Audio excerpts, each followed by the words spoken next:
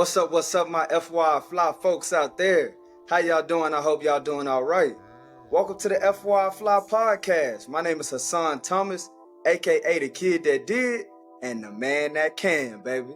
And today, we're going to be chopping it up with community leader, the founder of Estates Made Easy, and business attorney at DGIM Law, Miss Monique Hayes. How are you? How are you? I'm wonderful. Thank you. Thank you so much for having me on the podcast. Yes, ma'am. You know it. We originally met at the Blackwell Summit at Florida Memorial. I saw you on stage killing it, the energy, your passion for, helping our community build wealth and, protecting us in the law and making sure that we know it and educated on it. So I was like, we have to get her on the podcast. Well, thank you. Thank you so much. I appreciate it. You know it. And what we like to do here on FY Fly, we really like to skip the fluff and get right into the good stuff. How that sound? I appreciate that. So let's get right to it.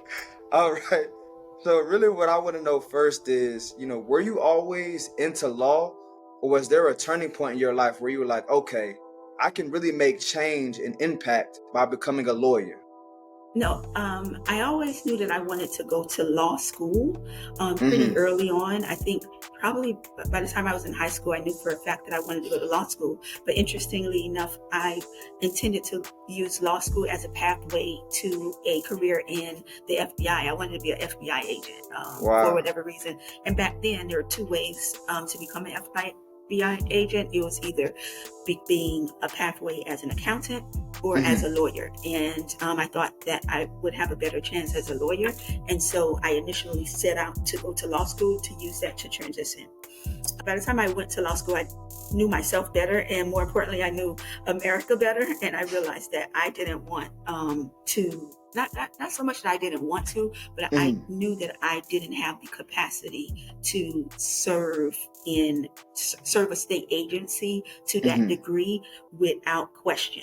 And you have to. And there's so many questions that I have about things that the administration does. So I would not have been a good FBI agent. So it would have been, but that showed me through the law, I knew that there is a way to challenge the things that we disagree with in our administration, in our country. We do have the right to use the law and to challenge even those that are in charge of us, the government. And so that's why I continued on to law school, even though I wasn't going to be the FBI agent anymore. I knew that I wanted to use the law to impact the lives around me. What law school did you go to? University of Miami School of Law.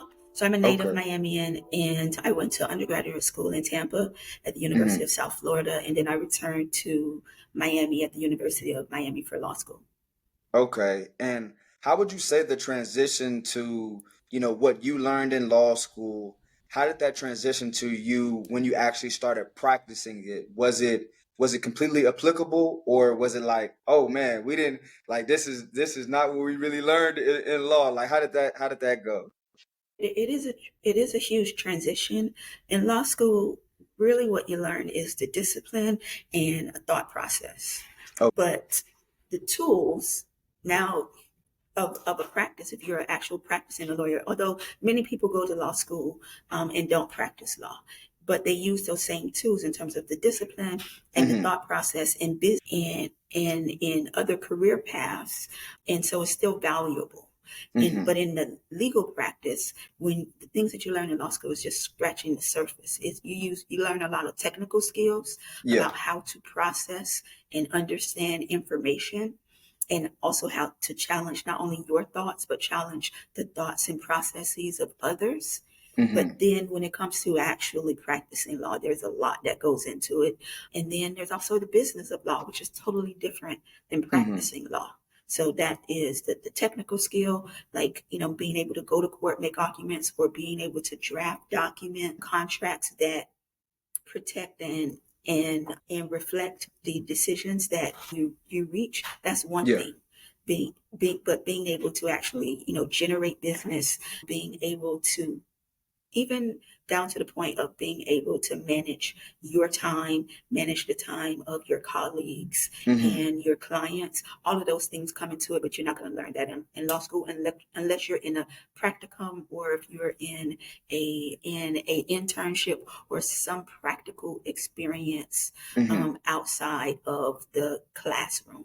And so it is a transition, but it happens over time. But there are definitely things that I think are essential skills that you could develop over time. Like whenever I'm talking to students, I'm usually saying discipline for sure, intellectual curiosity, kindness, and integrity. Those are the things that literally will carry you through a career. And if wealth is something that you're looking to accumulate over time, I would definitely commend those. That's discipline to your craft. Like you have to do the work, you have to learn. But then when I say intellectual curiosity, I mean, like you should always be looking to learn, and you shouldn't just trust your prior experience or the experience of others. You need to verify things and be able to question things. Even if you find out it was correct, you should not take it for granted. You want to know. And just be curious about everything for sure. And integrity is probably the rarest. It's unfortunate, but it is one of the rarest things that you have in business. And then I would say kindness is one of the rarest things that you'll find in humanity. And that's unfortunate, but that's a reality. So if you can marry those things, integrity and kindness, then that I think will be the blueprint to a tremendous life. I love it. I love it. And I want to know, where is that connection between knowing the laws, understanding the laws, and using them to actually build wealth and build generational wealth? It can come in a million different ways, right? Like some people from as it relates to real estate, for example. One of the things that I do through one of my nonprofit is real estate investment. And part of that is understanding what resources are available through government funding that will help you as a developer to invest in real estate, but also invest in building communities.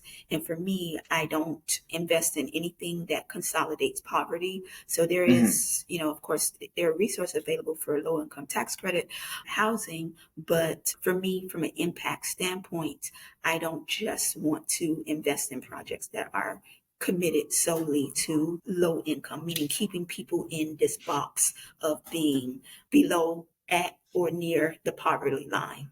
For my investments, I'm looking at the law and looking for resources that will allow me to have people to transition perhaps from low income to median income to market rate housing, so that even if you start at a certain level, so we talk about like public housing, for example, or government assisted housing, you don't have to stay there forever or for generations, which has historically been the case. And so that's important to me. But also even in my general practice as a lawyer, then the work that I do translates to the resources that I have and translates to the impact that I'm able to have. So it all works together. And what made you want to jump into the real estate market after your years of being, a lawyer and an attorney? What enticed you? What was the reason that you went over to start your real estate business and really dive into that? I think with the exception of where we are right now, with technology and AI being able to scale exponentially in a short amount of time, historically, in the US for sure, but I'll just say in the West in general, real estate has always been one place that you could scale over time or leverage in order to generate wealth. That's just been the reality. And so to me, it's just finding the shortest and quickest path to a result. And so real estate is one way, but it could be a myriad of different types of real estate investment. Like I said, for me personally, I have investment ethos that really relates around the middle class and being able to provide resources for the You middle said you class. invested into And what? so What was that? What was that word you said? Ethos. I had an investment ethos, like the things that the principles that I invest by, and I prefer Mhm. things that relate to shoring up the middle class. But there are Got some you. people that are making a killing right now with commercial real estate because of how the dips that it's taking because post COVID, the where people physically are working or not working, impacting real estate markets and opportunities.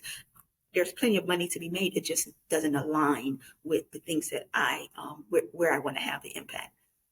Got you. And did you have to, get a mentor to like a real estate mentor to kind of help, you start the business and to kind of scale that business quickly as you mentioned, or did you already have like the knowledge from the years of law, but you were kind of studying real estate on the side as well? How did that transition go? Oh no, absolutely. I barely know anything about real estate, even now today. Even though I'm an investor and invest in real estate development, I rely on Hmm. people that are far more educated and experienced than me. So the most important thing for me is the partnerships, relationships with people that I trust that have a track record of success in the Hmm. area, particularly as it relates to real estate and the market is the most Got you. important because just because you can do something in Miami, Florida is not the same that you can do something in Detroit, Michigan, for example. So you have to have experience, and I build relationships. And for Makes that in sense. particular, I rely on people that have been in the development space with various market experience Hmm. to give me the insights. But yeah, I'm definitely not like one of those jack of all trades or Jill of all trades or people that know everything. No, I don't. I just Hmm. am blessed with good relationships with brilliant people, and I am smart enough to align myself with brilliant people. That's Hmm. about as far as it goes. So like what I really got from there is, you know, kind of specialize in your space, but enlist the help of people who are, the experts in their space. You play your role, they play their role, and then the team wins all together instead of you trying to be the Michael Jordan, you trying to be Michael Jordan and Michael Jackson's concert, or you try or you try to be Michael Jordan in the boxing ring with Mike Tyson. You know what I mean? Like you be your That's expert. exactly it. You go get the other expert and make it happen together. Collaboration is key, and there is value in peer level mentorship and partnership. You don't always have to look for a mentor that is at a higher level than you. You can partner Hmm. with peers that you can learn from and grow with. That's huge. That's huge. And that's, like we met at the conference or the summit that, you spoke at. And one thing that I found that people when they go to conferences or summits, they always try to speak to the person that's speaking or the person that has the most followers. But me, I speak to everybody. I speak to the people that Mhm. are sitting next to me. I speak to the people that I'm walking by. Of course, I try to speak to the speakers as well and the people with the high followers. But I'm speaking to everyone because you never know what that person does. You never know who they may know. Never know the partnership or the collaboration that y'all can do from sparking up a conversation. And when you're in areas like a conference or a summit, I feel like the ice is already broken. Like you can literally go up to people and be like, "Hey, what do you do?" You know what I mean? Absolutely. And it depends on the context. Like usually now it changes over time. I don't, Hmm. when I meet someone, I usually don't ask them what they do for a living. I'm more interested in what people are passionate about, things Hmm. that spark, like make their eyes sparkle. Like sometimes if you ask me what I do for a living, I tell you I'm a lawyer, you're not going to see me like so excited about telling you that I'm a lawyer. Like right now, I'm getting ready for trial. I'm in the library right now. So I'm not in Hmm. my normal office, but I'm getting ready for trial. So this is not an exciting, glamorous time for me. But if you ask me what I'm passionate about, I will tell you a lot more and you'll get a lot more out of me. But Hmm. particularly in conferences, when you're meeting and connecting with people, it's the passion about, like, for instance, if it's wealth or whatever it is related to the conference, it could be technology. You can connect Yeah. how that aligns with whatever it is that the person is passionate about. And then one, you get a chance to learn more about that person. So I I definitely like that. usually try not to ask people what they do, because that may be completely irrelevant to how they actually make money. I definitely make more money outside of my practice as a lawyer than the money that I make as a lawyer. So if you tell me, how do I generate wealth? It's everything together. It's not by going to law school. So if you look to me and say, oh, she's wealthy, which I'm not there yet, but I'm very close to where I want to be. It's not because I went to law school. A lot of people have went to law school and have tremendous about a student loan debt. There Yeah. are other ways to have wealth. It's the things that drive you, and that's the thing that's, I think, is more important. I agree, and you just put me on to something, and I go to a lot of conferences, so I'm going to switch up my approach. So I do appreciate that, but I want to tap back into something that you said, that you're very close to being where you want to be when it comes to building wealth and financial freedom. So for you, is that a monetary number? Like, boom, once I hit this number, I am financially free.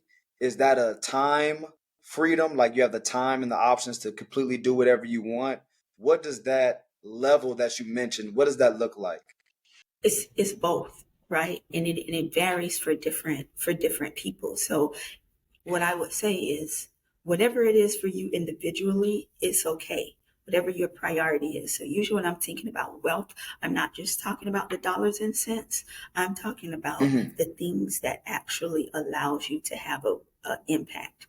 And that may be ingenuity, that may be resources that you have, that may be the work ethic that you have, that may be the family traditions, that may be the cultural traditions, all of those things that feed into your ability to generate capital, those things.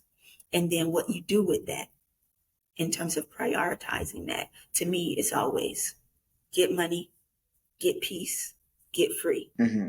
That's what it I is. love Like, that. literally, you're getting money so that you have the peace of mind. And then particularly in this culture, in this country, it is getting the freedom, which historically has Hmm. been denied. So to me, it's always get money, For get sure. peace, get free.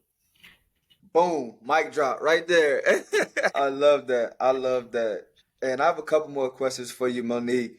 Let's go ahead and Yes, I talk have to about jet. something I'm that I sorry. I'm in trial. Huh? No Go ahead. worries, no worries. But I know something that you are passionate about is your book and generational wealth. The Legacy Blueprint is a book that you dropped. So can you give my audience a bit of a snippet or some of the gems, some of the game that you dropped in your book, and we'll definitely link that in the show notes so they can go check it out as well.